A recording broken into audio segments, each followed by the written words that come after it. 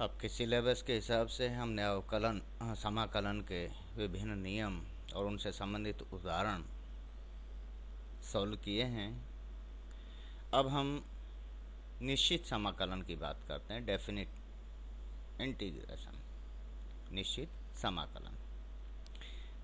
जैसा पहले बताया कि निश्चित समाकलन में लिमिट होती है, जैसे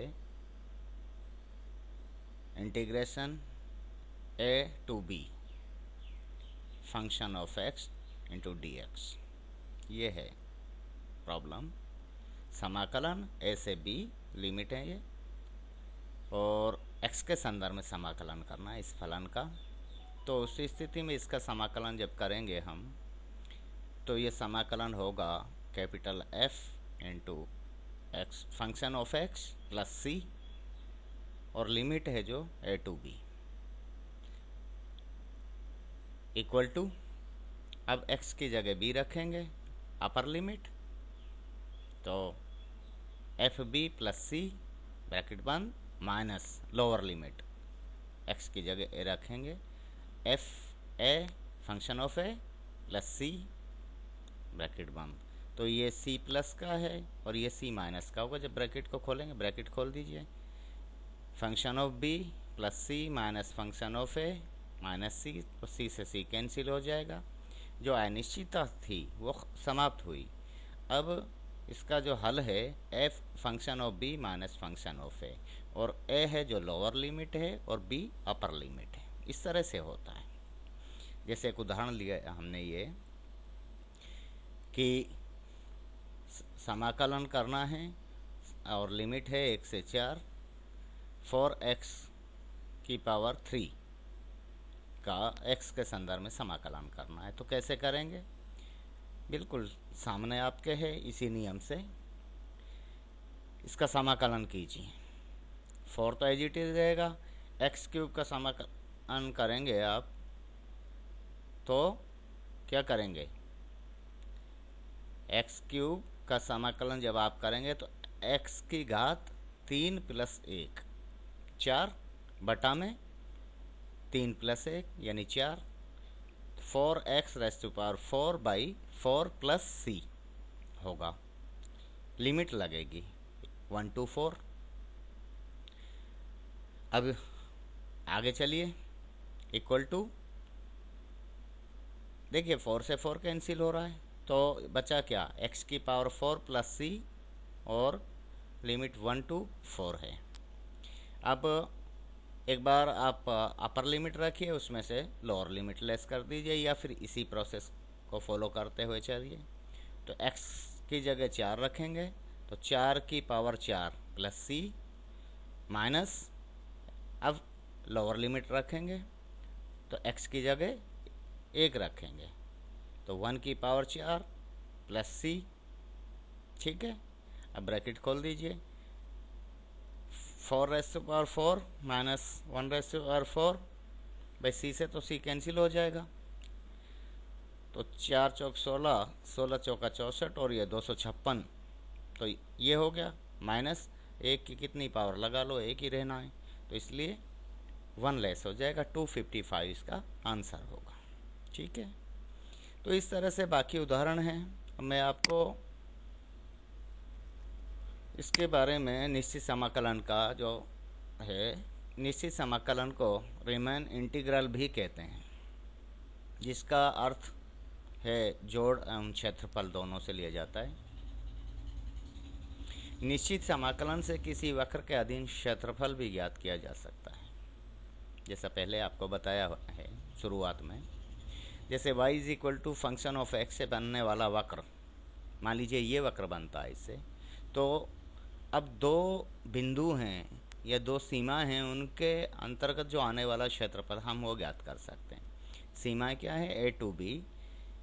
तो समाकलन कीजिए function of x into D X, यानी x के संदर्भ में समाकलन करना है, तो F B minus F A, ये जो आता है। अब बिल्कुल एक ये तो जनरल एग्जाम्पल है, लेकिन हम स्पेसिफिक फलन लेंगे तो बिल्कुल स्पेसिफिक वैल्यू हमारे सामने आ जाएगी। जैसे ये मैं ले रहा हूँ, देखिए y equal to X minus 10 फलन है, तो इससे बनने वाले वक्र के अधीन x बराबर 0 से x बराबर 20 के बीच का क्षेत्रफल बताइए। इस फलन से जो वक्र बनेगा उस वक्र के अधीन 0 से 20 x की वैल्यू है 0 to 20 के बीच का जो क्षेत्रफल है उसे बताना है। तो देखिए, पहले तो इस फलन को प्लॉट कर सकते हैं हम, ज्योमेट्री देखें इसकी। ये y अक्ष प्लस में और इधर माइनस आ जाएगा नीचे की तरफ, और ये x अक्ष है, ठीक है। मूल बिंदु 0 या 0 0 कोऑर्डिनेट्स होते हैं इसके। अब x बराबर 0 जब होगा, यानी आप x इस पे होंगे मूल बिंदु पे तो x बराबर 0, तो y कितना है, तो y होगा -10। अब y -10 किधर होगा, इधर तो होगा नहीं, इधर तो प्लस है, इधर होगा -10। ये एक पॉइंट आया, ठीक है। और x बराबर 10 रखिए, तो y बराबर कितना होगा 0। इस जगह देखिए y नहीं है, यहाँ पे x है, x बराबर 10 पे y बराबर 0, ठीक है। इन दो बिंदुओं को मिलाएंगे, ये बेसिकली रैखिक फलन है, तो इससे वक्र जो बनेगा वो रैखिक बनेगा, इस तरह का ऊपर की तरफ चला जाएगा, -10 से शुरू होके और इस तरह से। अब देखिए आप, अब इसको हल करें। ये तो इसकी डायग्राम बनाया, ज्योमेट्री इस तरह की होगी इसकी। आपको क्षेत्रफल कौन सा ज्ञात करना है, 0 से लेकर 20 तक, x बराबर 20 तक, जब यहाँ तक आप पहुँचेंगे तो ये जो क्षेत्रफल आएगा वक्र के अधीन, भाई ये वाला क्षेत्रफल है और ये वाला, दो त्रिभुज हैं, इनके क्षेत्रफल को ज्ञात करना है, ठीक है। ज्ञात कीजिए सर। अब समाकलन से कैसे करेंगे वो देखें। 0 से लेके 20 x - 10 इंटू dx समाकलन करना है, कीजिए साहब। अब x का जो समाकलन करेंगे आप, x² बटा 2, और -10 का करेंगे तो -10x प्लस c, ठीक है। लिमिट लगेगी 0 to 20। अब 1/2 ब्रैकेट 1/2 यानी 1/2, ये तो है ही। x की जगह पहले 20 रखी है, अपर लिमिट रखी, तो 20 रखा, 20 का स्क्वायर -10 गुणा 20। अब c से तो c कैंसिल हो जाएगा, इसलिए उसको लिखे ना लिखे कोई फ़र्क नहीं पड़ता, इसलिए मैंने नहीं लिखा यहाँ पे माइनस। अब लोअर लिमिट रखिए, x बराबर 0 रखेंगे तो ये भी 0 और ये भी 0, तो ये दोनों बाटे 0 हो जाएंगे, इसलिए इसको लिख लो समझने के लिए। बाकी ये 0 हो गया, ये ब्रैकेट कम्प्लीटली, ये ब्रैकेट हमारे पास बचता है। अब 20 की घात 2 यानी 20 400, 20 इंटू 20 400 बटा 2 -2 200, तो ये 200 - 200 बराबर 0 हुआ। यानी इस फलन में 0 x बराबर 0 से x बराबर 20 के बीच का जो क्षेत्रफल है वो 0 होगा, क्योंकि ये प्लस में ये माइनस में, तो कुल मिला के कुल क्षेत्रफल 0 हुआ। इस तरह से वक्र के अधीन क्षेत्रफल हम इसके जो है समाकलन की सहायता से ज्ञात कर लेते हैं।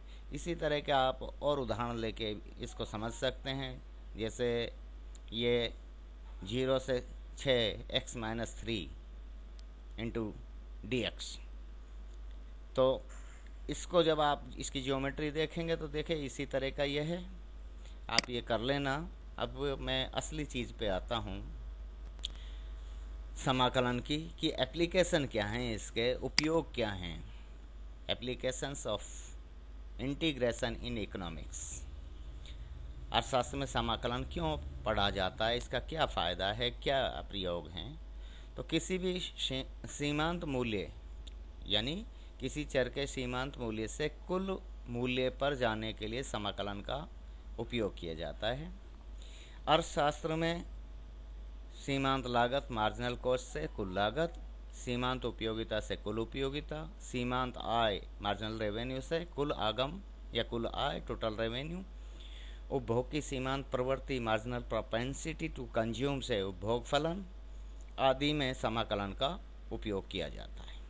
जैसे मैं आपको एक दो उदाहरण लेके समझाऊंगा। एक एग्जाम्पल है कि सीमांत लागत से कुल लागत ज्ञात कीजिए। सीमांत लागत फलन आपके पास ये है, marginal cost is equal to 4 minus 2q plus Q square, और टोटल फिक्स कॉस्ट TFC कुल स्थिर लागत 20 इकाई हो तो कुल लागत ज्ञात कीजिए। यह है प्रॉब्लम। सीमांत लागत फलन दिया हुआ है, कुल स्थिर लागत है, और फिर आपसे कहा गया है कि आप कुल लागत ज्ञात कीजिए। तो करें इसे साहब, कुल लागत क्या होती है? सीमांत लागत फलन का समाकलन कर दीजिए। तो समाकलन मार्जिनल कॉस्ट का किसके संदर्भ में? उत्पादन के संदर्भ में। यहाँ तो MC इंटू DQ, ठीक है, कीजिए, रखिए। अब मार्जिनल कॉस्ट क्या है आपकी? 4 minus 2q plus Q square into DQ। अब करिए साहब, 4 का समाकलन क्या होगा? 4q, और माइनस 2q का क्यू स्क्वायर, क्योंकि माइनस 2q का करेंगे तो q की घात 1 प्लस 1 बटा में 1 प्लस 1, तो q की घात 2 बटा 2, तो 2 से 2 कैंसिल हो जाएगा, q की घात 2 बचेगा, तो चिन्ह सहित, चिन्ह माइनस का है, तो minus Q square plus Q square का q की घात 3 बटा 3 होगा, क्योंकि 2 प्लस 1 बटा 2 प्लस 1, तो q की घात 3 बटा 3, और एक स्थिर राशि कांस्टेंट वैल्यू आएगी प्लस k, ठीक है। अब ये है कुल लागत, टोटल कॉस्ट फंक्शन। अब ध्यान रहे, यहाँ ये k जो है स्थिर राशि है, चूंकि हमारे पास है ये टोटल फिक्स कॉस्ट, कुल स्थिर लागत है, जो ये भी स्थिरांक है, स्थिर राशि है, और यहाँ दी हुई है k बराबर 20 है, तो k की वैल्यू 20 रख देंगे। तो TC is equal to 4q minus Q square plus QQ by 3 plus 20, ठीक है। या फिर दूसरा तरीका अपना लीजिए, ये सही है। दूसरा ये कि आपने निकाल लिया है समाकलन करके, सीमांत लागत फलन का समाकलन करके कुल लागत फलन निकाला है, जो TC is equal to 4q minus Q square plus QQ by 3 plus k आया है, ठीक है। यदि चूंकि TFC 20 है दिया हुआ है, इसलिए TC is equal to TFC equal to 20 कब?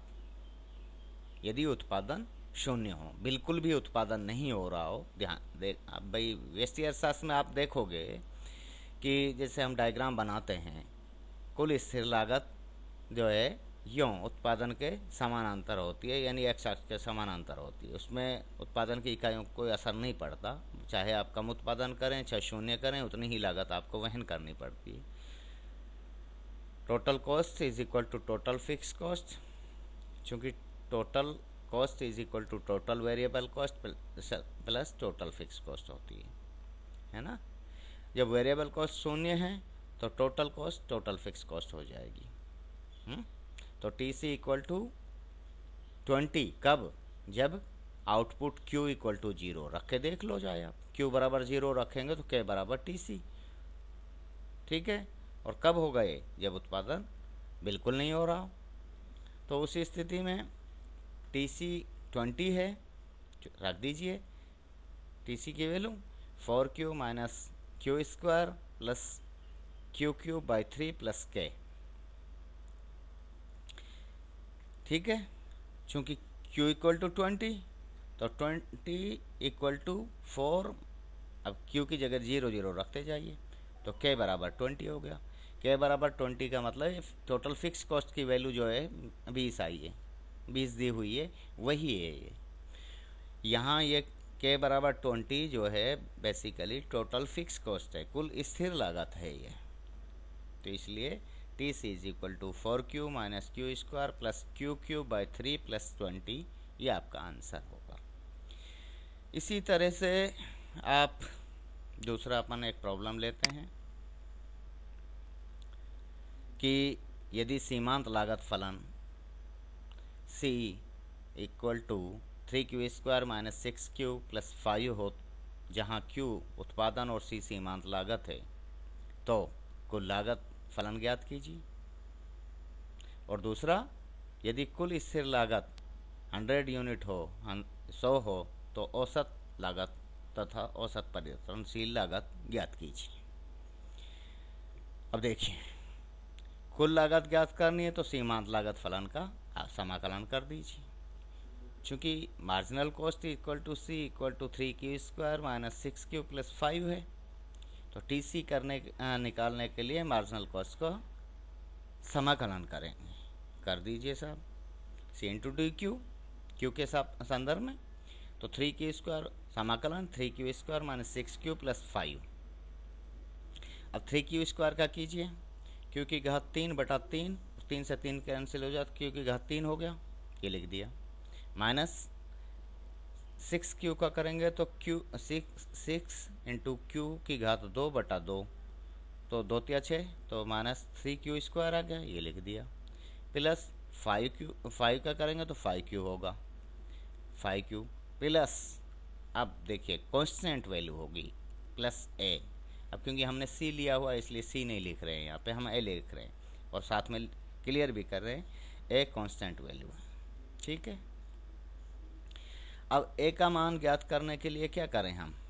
A का मान ज्ञात करने के लिए कुल लागत फलन में Q बराबर 0 रखें, क्योंकि जब उत्पादन शून्य होता है तो कुल लागत कुल स्थिर लागत के बराबर होती है।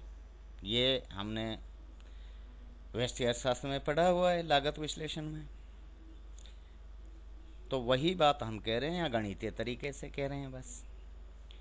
जब कुल लागत फलन कुल स्थिर लागत के बराबर हो तो उत्पादन शून्य होगा, यानी जब कोई भी उत्पादन नहीं हो रहा होगा तो भी आपको कुल स्थिर लागत के बराबर लागत वहन करनी पड़ेगी, ये बात कह रहे हैं। तो Q बराबर 0 होगा जब कोई भी उत्पादन नहीं हो रहा हो। तो रखिए साहब, A का मान ज्ञात करने के लिए कुल लागत फलन में Q बराबर 0 रखिए। अब देखिए, और साथ में आपको यहाँ दिया हुआ है टोटल फिक्स कॉस्ट 100 हो, ये भी दिया हुआ है।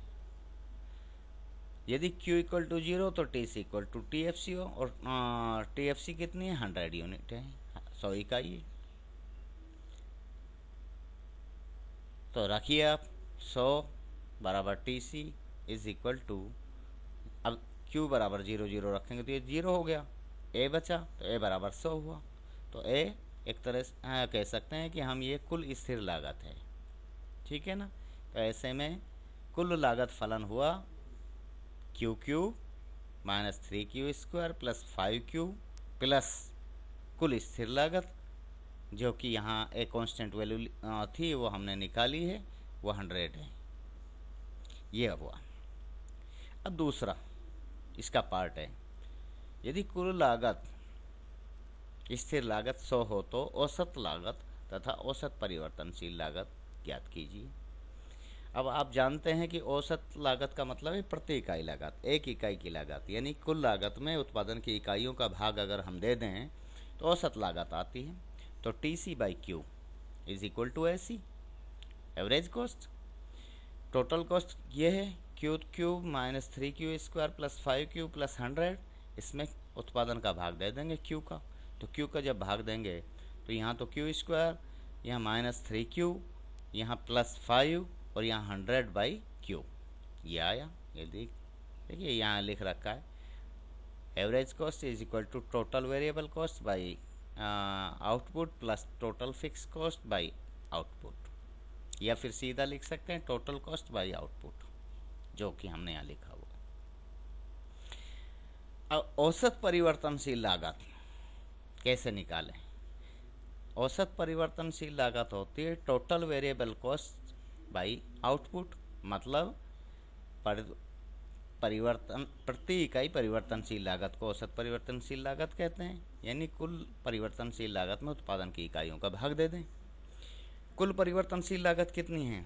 यहाँ देखिए, यहाँ पे ये जो वेरिएबल कॉस्ट है यहाँ तक, और ये फिक्स कॉस्ट है, तो इसमें उत्पादन का भाग दे दें तो निकल जाएगी। अब इसको भूल जाइए, क्योंकि इसके दो हिस्से हैं कुल लागत के, जैसे मैंने ऊपर बताया हुआ था है आपको। देखिए आपको मैं दिखाता हूँ, ये रहा total cost is equal to total variable cost plus total fix cost. ठीक है, तो इसको भूल जाइए, हम वेरिएबल कॉस्ट को डील कर रहे हैं। तो वेरिएबल कॉस्ट को जब हम डील कर रहे हैं, हम चाहते हैं कि औसत परिवर्तनशील लागत निकालें। तो इसके लिए इस कुल परिवर्तनशील लागत में ये वाले हिस्से में उत्पादन का भाग दे दें। तो Q Q minus 3Q² plus 5Q में भाग दिया Q का, तो बचा Q² माइनस 3Q प्लस 5। ये फिक्स कॉस्ट है और इसका औसत वो बाद की चीज़ें, चलो इतना ही अपन बात करें। तो कुल मिला के ये हमने इस तरह से या अवकलन का उपयोग किया है। अवकलन की सहायता से हमने सीमांत लागत से कुल लागत निकाली है। सीमांत आगम से कुल आगम निकालते हैं अवकलन की सहायता से। उसका भी तरीका ये है कि सीमांत आगम फलन का समाकलन कर दें उत्पादन के संदर्भ में, तो कुल आगम निकल के आ जाएगा। तो सीमांत आगम से कुल आगम ज्ञात करना है। इसके लिए सीमांत आगम फलन का उत्पादन के संदर्भ में समाकलन कर दीजिए। यह सीमांत आगम फलन है 3/20 Q² माइनस 10Q प्लस 100, ये हमें दिया हुआ है। इसका समाकलन करेंगे, तो समाकलन करेंगे तो देखिए 3/20 तो एज इट इज़ लिख लिया। समाकलन करना Q² का, इसका होगा Q की घात 3/3, तो 1/3 Q की घात 3 यानी Q की पावर 3/3 होगा। ठीक है, माइनस 10Q का 10 तो एज इट इज और Q का Q²/2 होगा, ये लिख लिया Q²/2 plus 100Q plus constant. अब कांस्टेंट हमने यहाँ के ले लेते हैं कांस्टेंट वैल्यू। बस समाकलन हो गया, सरल कर लीजिए। ये क्रॉस हो जाएंगे, एक दूसरे को कैंसिल कर देंगे 3 को। तो Q/20 minus 5Q² plus 100Q plus K। अब देखिए बहुत इंपॉर्टेंट चीज़ है, क्योंकि कुल आगम वक्र मूल बिंदु से प्रारंभ होता है, मतलब Q=0 से, इसलिए इंटरसेप्शन इसमें नहीं होता है। ऐसे में जो K की वैल्यू है वो 0 होगी। ये ध्यान रखने की है। ये ज्योमेट्री आपको टोटल रेवेन्यू जो फंक्शन है कर्व है उसकी आपको पता है, तो निश्चित रूप से थोड़ा सा बस अपने आप को मैथमेटिकल मोड में लाके और उसको आप कर सकते हैं। तो K बराबर 0 क्यों है? क्योंकि कुल आगम फलन मूल बिंदु से शुरू होता है, तो इस ऐसे में अंतःचाप कुछ होती नहीं है, इसलिए ऐसा होता है। ये टोटल रेवेन्यू कर्व आ गया। इसी तरीके से आप उपभोग की सीमांत प्रवृत्ति से उपभोग फलन ज्ञात कर सकते हैं। अब यदि marginal propensity to consume MPC is equal to 0.7 plus 0.1 y⁻⁻² हो तो, और y बराबर 121 हो तो C बराबर y होगा। यानी जब आय का स्तर 121 इकाई है तो संपूर्ण आय उपभोग कर ली जाएगी। ये आपके पास इंफॉर्मेशन है। आप इसकी सहायता से कुल आगम आपको उपभोग फलन ज्ञात करना है। पास उपभोग की सीमांत प्रवृत्ति है और उपभोग फलन निकालने के लिए उपभोग की सीमांत प्रवृत्ति का समाकलन कर देंगे आय के संदर्भ में, क्योंकि यहाँ वेरिएबल इनकम है। ठीक है, तो समाकलन 0.7 प्लस 0.1 y⁻⁻² इंटू dy। अब 0.7 का समाकलन 0.7y plus 0.1 as it is y⁻⁻² plus 1 बटा -1/2 प्लस 1। ये जो हमने लिख दिया देखिए यहाँ पे 0.1 y⁻⁻² प्लस 1 बटा -1/2 plus 1 plus constant value K।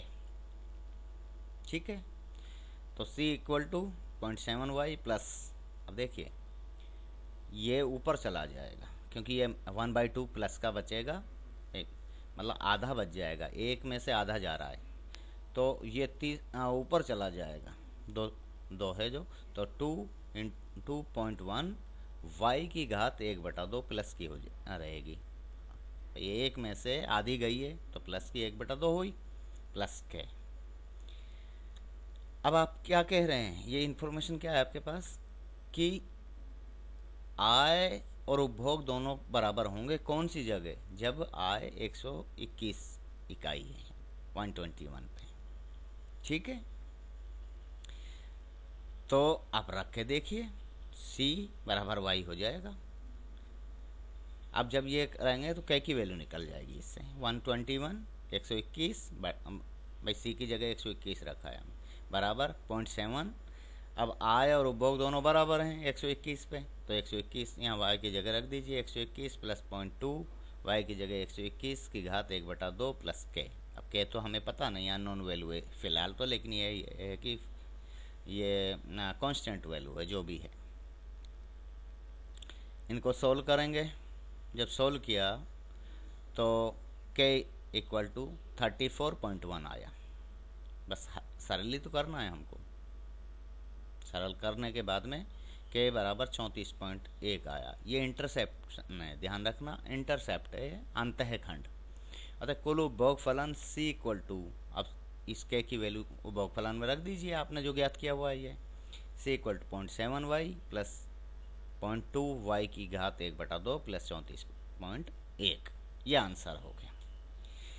इसी तरह से बचत की सीमांत प्रवृत्ति से आप बचत फलन भी ज्ञात कर सकते हैं। तो किसी भी सीमांत फलन से आप कुल फलन ज्ञात कर सकते हैं, इसी फलन से भी निकल सकते हैं सीधा। ये जो आपने उपभोग की सीमांत प्रवृत्ति आपके पास है, इसी से भी सीधा निकल जाएगा। आपको ये पता होगा कि marginal propensity to consume plus marginal propensity to saving equal to 1, MPC plus MPS equal to 1 होता है। तो MPS equal to 1 minus MPC, तो MPS equal to 1 minus MPC जब आप रखेंगे तो इसको, और जो आपका ये जो है उपभोग की सीमांत प्रवृत्ति का जो फलन है उसको 1 में से घटा दीजिए, तो ये मार्जिनल प्रोपेंसिटी टू सेविंग आपके पास में आ जाएगा, यानी ये फलन आ गया MPS का। अब आप चाहते हैं कि बचत फलन निकले, तो बचत फलन निकले तो इसके लिए इसका समाकलन कर देंगे। समाकलन करेंगे तो